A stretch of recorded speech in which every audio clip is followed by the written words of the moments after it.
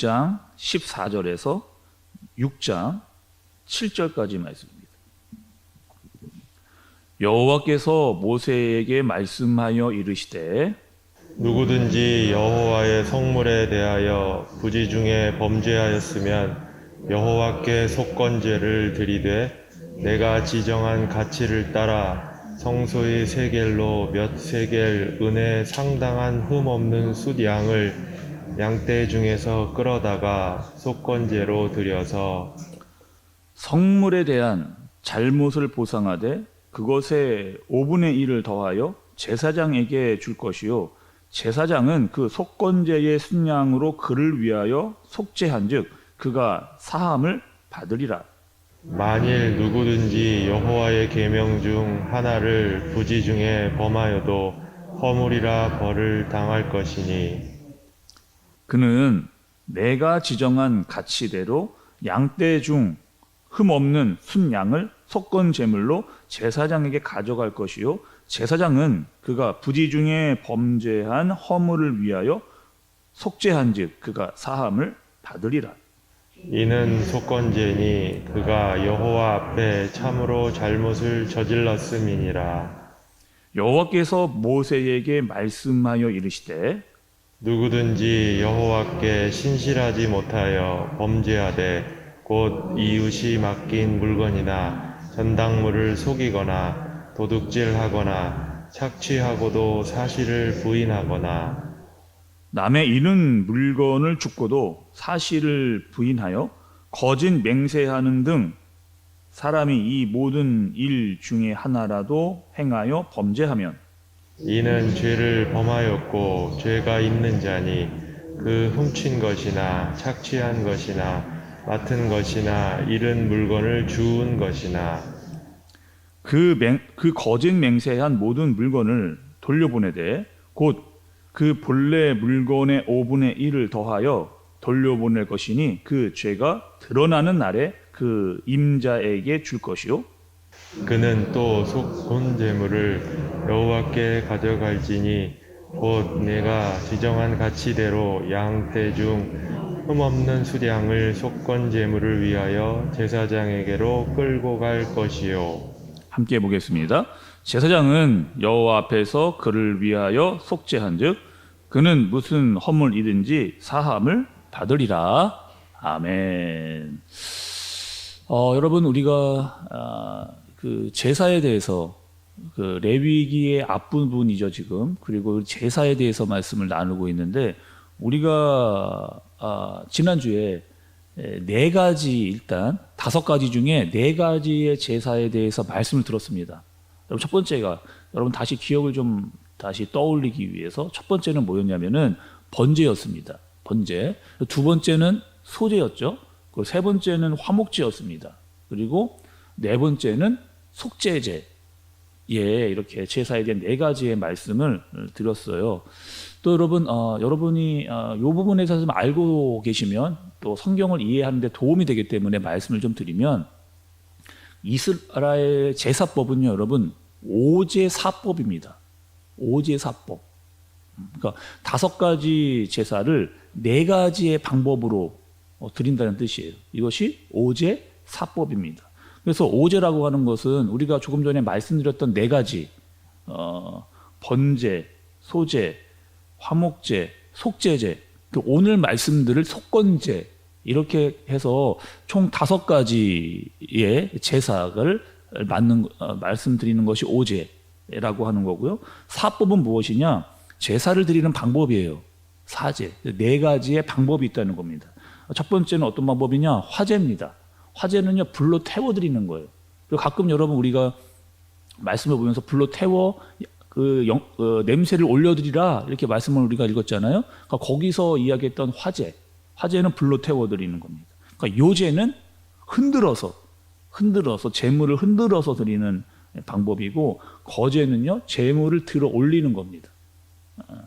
올리는 거. 그리고 전제는 부어서, 그래서 화제는 불로, 요제는 흔들어서, 거제는 들어서, 전제는 부어서, 이렇게 4가지의 방법. 그러니까 이런 거죠. 예를 들어서 번제는 화제로 드려라.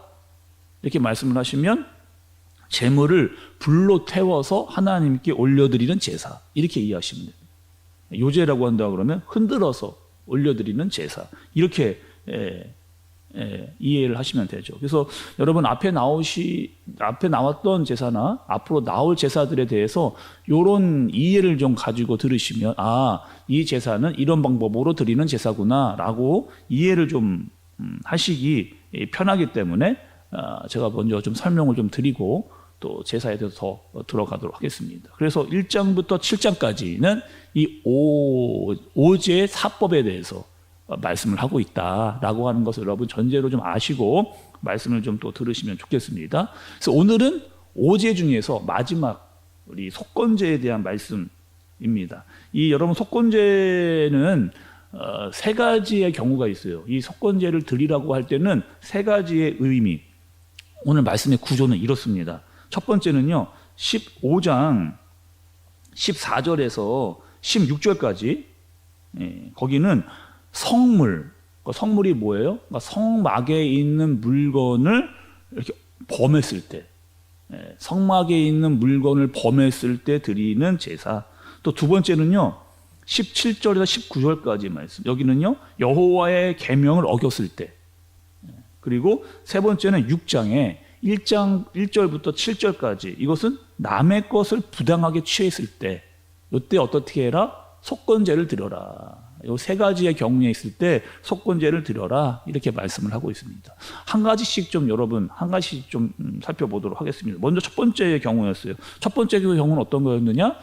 성물, 성막에 있었던 물건을 함부로 범했을 경우에 5장 15절의 말씀을 좀 보시죠. 누구든지 여호와의 성물에 대하여 부지 중에 범죄하였으면 여호와께 속건제를 드리되 내가 지정한 가치를 따라 성소의 세겔로 몇 세겔 은에 상당한 흠없는 순양을 양떼 중에서 끌어다가 속건제로 드려서, 이렇게 이야기를 합니다. 다시 말씀을 드리면 여러분, 지금 이 속건제는 뭐다고요? 여러분, 성물을 범했을 때, 그러니까 성막을 위해서 드려졌던 또 사용되었던 물건을 잘못 범했을 때, 또 이런 경우도 속건제를 드립니다. 제사장에게 돌아가야 될 재물이나 음식이나 물질, 이것들을 함부로 속이거나 건드렸을 때 드리는 그런 제사가 속건제라고 하는 거죠. 그러니까 이것을 잘못 범하면 이것도 뭐라는 거예요? 죄라는 거예요. 그러니까 성막 안에 있는 물건을 범하거나 제사장에게 주어야 할 것들을 주지 않는 것보다 죄다, 이렇게 말씀하고 있는 겁니다. 그러니까 이럴 경우에는 속건제를 드리라는 거예요. 그리고 그 제물은 뭐냐면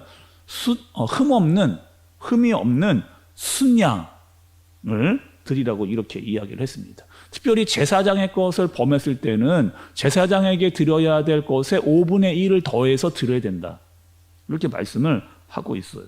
또 두 번째로는 여러분 17절의 말씀을 좀 보시죠. 17절. 만일 누구든지 여호와의 계명 중 하나를 부지 중에 범하여도 허물이라 벌을 당할 것이니, 이렇게 되어 있습니다. 두 번째로 속건제를 드릴 때는 언제냐? 여호와의 율법, 계명을 하나라도 어겼을 때 드리는. 근데 여러분 여기서 중요한 거는요, 부지 중이에요. 부지 중에 범했을 때입니다. 그러니까 첫 번째 우리가 조금 전에 봤던 성물 이야기 말씀을 드렸죠. 두 번째 여호와의 계명, 이것을 어겼을 때에 이 두 가지 특징이 있습니다. 특징은 무엇이냐면 여러분, 둘 다 부지중이라는 거예요. 알지 못하고 지은 죄. 근데 그것을 알게 되었을 때 너는 어떻게 해야 된다, 이것에 대하여 책임을 지라는 겁니다. 아무리 모른다고 해서 지은 죄라고 해서 그것이 잘못한 게 아닌 거라는 거예요. 그것이 죄라는 거예요. 하나님 앞에서, 사람 앞에서 그것을 책임을 지라, 이렇게 이야기를 하는 겁니다. 세 번째입니다. 세 번째는 여러분 6장 1절에서 7절까지의 말씀인데 앞에 있는 두 가지와는 좀 다른 접근입니다. 어떤 접근이냐? 인간관계에 대한, 그러니까 사람과 사람과에 있어서 범한 죄에 대해서 이야기를 하시는 거예요. 그러니까 이웃에게 무엇인가를 속였다면 죄라는 겁니다. 도둑질을 하거나 착취를 하거나 거짓말을 해서 뭔가를 습득했을 때, 그러니까 다른 사람에게 피해를 주었을 때에 드렸던 그 제사가 속건제라는 거죠. 근데 여러분, 지금 이 속건제 중에서 이 세 번째는 앞에 있는 두 가지의 경우와 좀 다릅니다. 그러니까 앞에 있는 두 가지는 아까 말씀드렸던 대로 부지중에, 그러니까 몰랐을 때에도 그것을 알았을 경우에 죄다. 그러니 제사를 드려라 라고 이야기했다면, 이 세 번째는 어떤 경우냐면 지금 6장 1절부터 7절까지 부지중에 라고 하는 말이 한 번도 안 나오는 거예요. 그러니까 다른 사람에게 피해를 주었거나 잘못한 것을 본인이 아는 겁니다. 본인이 아는 거예요. 다른 사람에게 피해를 준 거를 본인이 알고 잘못을 한 거예요. 그러니까 이럴 때는 어떻게 해야 되느냐? 그 다른 사람에게 피해를 준 것에 5분의 1을 더해서 보상을 해주라는 거예요. 그리고 제사를 드리기 전에, 하나님께 용서를 구하기 전에 먼저 그 사람에게 가서 이 잘못을, 용서를 구하라는 겁니다. 그 잘못된 것을 바로 잡고 와서 제사를 드리라. 그것이 우선이다. 이렇게 말씀을 하시는 거죠. 근데 이 내용을 여러분 신약에 보면 예수님께서도 이것에 대해서 말씀을 하신 적이 있거든요. 마태복음 5장 23절과 24절의 말씀을 보면, 그러므로 예물을 제단에 드리려다가 거기서 내 형제에게 원망 들을 만한 일이 있는 것이 생각나거든 예물을 제단 앞에 두고 먼저 가서 형제와 화목하고 그 후에 와서 예물을 드리라. 그러니까 구약에서만 이 이야기를 한 게 아니고 신약에 와서도 이 이야기를 예수님께서 말씀을 하신 겁니다. 제물을 드리려고 하는데 다른 사람에게 잘못한 것이 기억이 나면 일단은 그 제물을 내려놓고 그 사람에게 가서 그 문제를 해결하고 용서를 구하고 보상을 해줄 것은 해주고 와서 제사를 드리라는 거죠. 그러니까 하나님과의 수직적인 관계, 여러분 잘 생각해 보세요. 하나님과의 수직적인 관계를 회복하기 위해서는 먼저 옆에 수평적인 사람과의 관계를 회복하는 것이 중요하다라고 하는 이 말씀을 우리에게 해주시는 겁니다. 여러분, 이 대표적인 예가 성경에 나왔거든요. 그게 누구냐면 삭개오입니다. 삭개오가 이 지금 모습을 그대로 보여주고 있어요. 이 삭개오가 예수님을 만나고 회개를 했습니다. 그리고 자신이 잘못한 것이 있다면 그것에 대해서 배상을 하겠다라고 삭개오가 그렇게 이야기를 했습니다. 누가복음 19장 8절의 말씀을 보면 삭개오가 이렇게 이야기를 합니다. 삭개오가 서서 주께 여짜오되 주여 보시옵소서, 내 소유의 절반을 가난한 자들에게 주겠사오며 만일 누구의 것을 속여 빼앗은 일이 있으면 내 갑절이나 갚겠나이다. 이렇게 삭개오가 보상을 하겠다는 거죠. 예수님을 만나고 자신의 잘못을 깨달은 뒤에 다른 사람에게 용서를 구하고 그것에 대한 배상과 보상을 본인이 하겠다라고 이야기하는, 그리고 그 보상을 내일로 미루는 것이 아니라 그 죄의 깨달음이 있었을 그 즉시 가서 내가 행동을 보이고 회개의 열매를 나타내겠다라고 하는 것이 이 삭개오의 모습입니다. 또 여러분, 이 속건제의 재물을 좀 생각을 해야 됩니다. 그러니까 다른 여러분 그 재물들은 여러분 우리가 보아왔던 그 제사들에서 경제적 형편에 따라서 그 드리는 재물이 다 달랐거든요. 근데 속건제는 정해져 있습니다. 속건제는 재물이 정해져 있어요. 뭘로요? 순양입니다. 순양으로 드리라는 거예요. 고정이 되어 있습니다. 다른 제사와는 다르게. 근데 당시에 여러분 이 순양이 굉장히 비쌌습니다. 다른 재물보다도 이 순양이 굉장히 비쌌어요. 근데 속건제의 재물은 고정이다. 그러니까 하나님과 다른 사람과의 관계에 있어서 잘못을 했을 경우에는 그만큼 너희들이 생각을 해야 된다는 거예요. 이것이 중요하다는 거예요. 그것을 이야기를 해주는 겁니다. 순양을 드림으로 말미암아 하나님과의 관계, 이웃과의 관계가 그만큼 중요하다라고 하는 사실을 이야기를 이렇게 해주는 거죠. 여러분, 우리가 5가지 제사에 대해서 쭉 살펴보면서 우리가 좀 잘 알아야 될 것이 있습니다. 이 제사는요, 그 핵심이 어디에 있느냐? 관계의 회복에 있습니다. 제사는요, 다 관계의 회복, 하나님과의 관계의 회복, 또 다른 사람과의 관계의 회복. 그러니까 단순히 제사를 드리는 것뿐만 아니라 그 제사를 통해서 하나님과의 관계와 또 사람들과의 관계가 회복되어지기를 위해서 제사를 드려라, 이렇게 말씀을 하셨거든요. 또 여러분, 이 구약에 나와 있는 제사의 모습이 지금 현재의 뭐예요? 우리가 드려지는 예배 가운데 그 제사의 그 어떠한 내용들이 우리 예배 가운데 속해져 있습니다. 그러니까 뭐라는 거예요, 여러분? 이 예배도요, 하나님과의 관계, 또 교회 내의 지체와의 관계, 또 세상과의 관계를 예배를 통해 제대로 알라 말씀을 하시는 겁니다. 그리고 회복하라 말씀을 하시는 거죠. 그래서 어저께 우리가 주일에 대한 말씀을 들었을 때에도 여러분 그 세 가지가 있었잖아요. 멈추고, 기억하고, 회복하라. 그래서 거기에 회복이 들어가 있는 겁니다. 또 여러분, 우리가 레위기의 말씀을 보면서 왜 이렇게 복잡하게, 아니 좀 단순하고 좀 심플하게 드리면 좋겠는데 왜 다 다르게 이렇게 복잡한 제사를 이렇게 드리게 하시는가, 하나님께서. 여러분 그 생각을 좀 해보셔야 되죠. 왜 하나님께서는 이렇게 복잡하고 다양한 제사의 어떤 종류와 내용들을 만들어서 이렇게 제사를 드리라고 하는가? 여러분 그 제사들을 하나하나 꼬집어서 자세히 들여다보면 하나님께서 뭐 하는 거예요? 이 죄에 대해서 그냥 넘어가지 않겠다는 겁니다. 아주 구체적으로 들어가서 하나하나 하나님께서 그 죄에 대해서 다 따지고 물으시겠다는 거예요. 그러니 너희는 뭐 하는 거야? 이 죄에 대해서 민감하라는 겁니다. 함부로 죄 짓지 말라는 거예요. 그 사실을 제사가 우리에게 알려주는 내용이죠. 또 제사를 드리는데 어떻게 드려요? 피를 통해서, 죽음을 통해서 제사를 드립니다. 또 뭘 이야기를 하느냐, 이 제사가요. 이